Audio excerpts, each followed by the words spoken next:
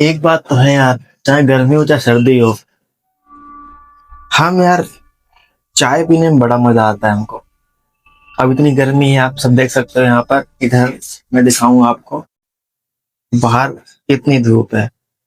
अगर टेम्परेचर देखा जाए तो 35 से 40 के बीच में होगा अभी फिलहाल। सुबह के 11 साढ़े 11 बज रहा है, अब बाद में टेम्परेचर बढ़ जाता है। बट पता नहीं साइकोलॉजी में हमारा फिर माइंड में ऐसा बस चुका है कि चाय के बिना सुबह होती नहीं है हमारी।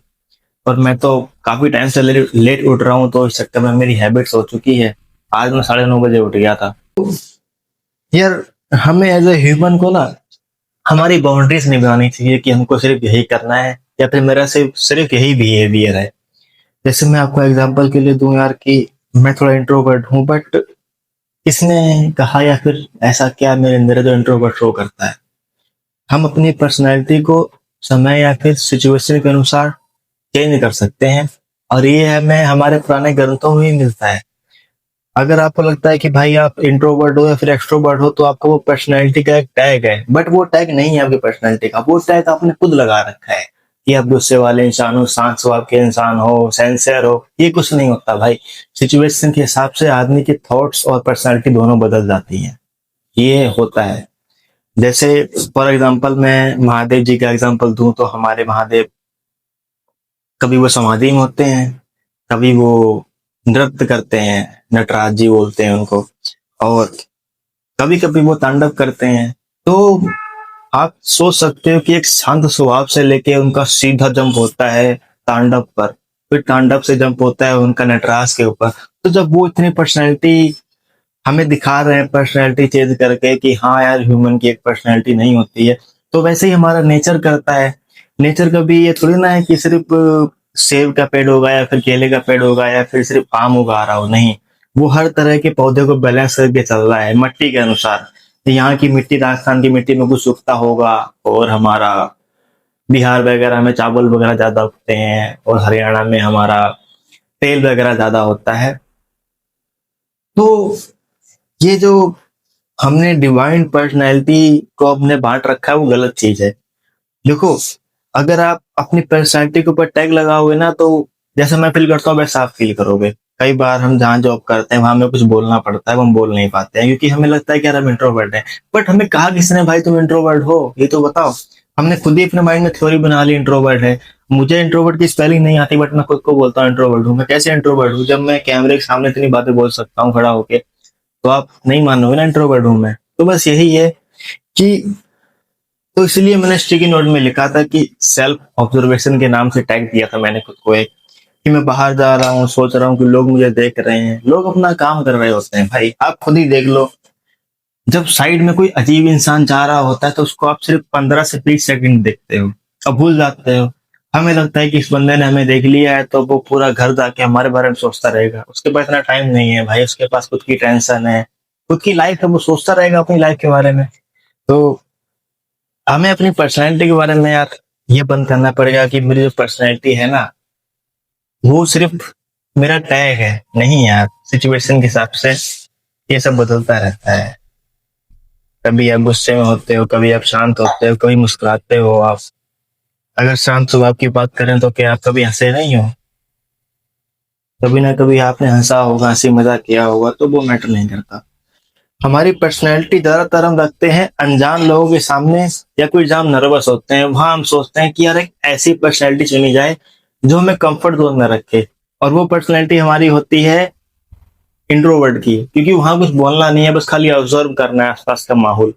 बस वो सबसे आसान होता है। और सबसे मुश्किल क्या होता है कि जब आप ऐसी जगह फंसे हो, चाहे परिवार में मान लो, फंसे की बात नहीं कर रहा हूं मैं, कि जहां आपको बोलना पड़े, तो वो मुश्किल होता है कि कुछ किस बात पे आपको क्या रिप्लाई देना है, और ऐसे रिप्लाई देना है ताकि परिवार वालों में लड़ाई ना हो जाए, गुस्सा ना हो। तो ये माहौल मैटर करता है, आपके बोलने का या कम बोलने का। और ये बात मैं क्यों कर रहा हूँ, क्योंकि दरअसल जैसे मैंने कोई नई जॉब ज्वाइन की, तो वहां सिर्फ मुझे पता है ना मेरा बिहेवियर क्या है, इंट्रोवर्ट हूँ या फिर एक्सट्रोवर्ट हूँ। बट मैं वहां जाकर भी ये सेम चीज कर रहा हूँ। अब अगर मैं वहां पे कुछ ज्यादा बात करूंगा, कुछ ज्यादा बोलूंगा, तो उससे मेरा फायदा होगा। और उनको पता नहीं चलेगा कि हाँ ये लड़का का बिहेवियर ही ऐसा होगा, ज्यादा बोल रहा है। तो मैं ये चाहता हूँ कि नई नई जगह जाके हमको ट्राई करना चाहिए कि यार हम अपनी पर्सनैलिटी को थोड़ा अलग लेकर आए। अलग से मतलब हम थोड़ा जैसे हैं वैसे नहीं दिखना है हमको, बल्कि जैसा हमारा मन करता है वैसे दिखना है हमको। हमें कुछ अगर बोलने का मन कर रहा है तो बोलो भाई, उसमें कोई दिक्कत नहीं है। बोलने में कोई शर्म नहीं होती है। आप जो लोगों से बात कर रहे हो उसमें ये नहीं कहेगा कि भाई ये तो इंट्रोवर्ट था और ये इतनी बड़ी बड़ी बातें करता है। मैं काफी टाइम से अकेला रहा स्टडी के टाइम पे। तो अकेले में क्या होता है कि थोड़ा माइंड डाइवर्ट हो जाता है। मेरे कोई फ्रेंड्स दोस्त वगैरह थे नहीं, तो अपनी बातें मैं खुद ही करता रहता था, अपने मन में बातें करता रहता था। मेरा मन मेरा दोस्त था। तो मैं थोड़ा इंट्रोवर्ट टाइप का हो गया था बीच में, और थोड़ा पागल सा बिहेव करता था मैं जब रास्ते में चलते टाइम। मतलब वैसे पागल नहीं, खुद के अंदर डूबे रहना, मतलब खुद से बातें करना, खुद से थॉट्स बनाते रहना। तो उसी की वजह से मैं परेशान होकर मैंने चैनल ओपन किया, अपनी बातें शेयर करनी शुरू की। तब मुझे पता लगा कि यार मैं इंट्रोवर्ट नहीं हूँ। जब मैं इतनी सारी बातें बोल सकता हूँ कैमरे पे आकर, तो कैमरे पे आके या फिर कुछ भी, तो फिर मुझे अपने ऊपर से टैग हटाना पड़ेगा हर पर्सनैलिटी का। मुझे बस ये फोकस करना है कि जो माहौल हो मुझे उस माहौल में रहना है। क्योंकि यार एक बात है कि अगर आप उस माहौल में रहोगे ना, तो साला आप इंजॉय करते हो। हम माहौल में रह के अगर हम इंट्रोवर्ट रहेंगे तो फिर कोई फायदा नहीं है, फिर हम माहौल को एंजॉय नहीं कर पाएंगे। हमें उस माहौल को एंजॉय करना है, उसमें हमें ढलना पड़ेगा।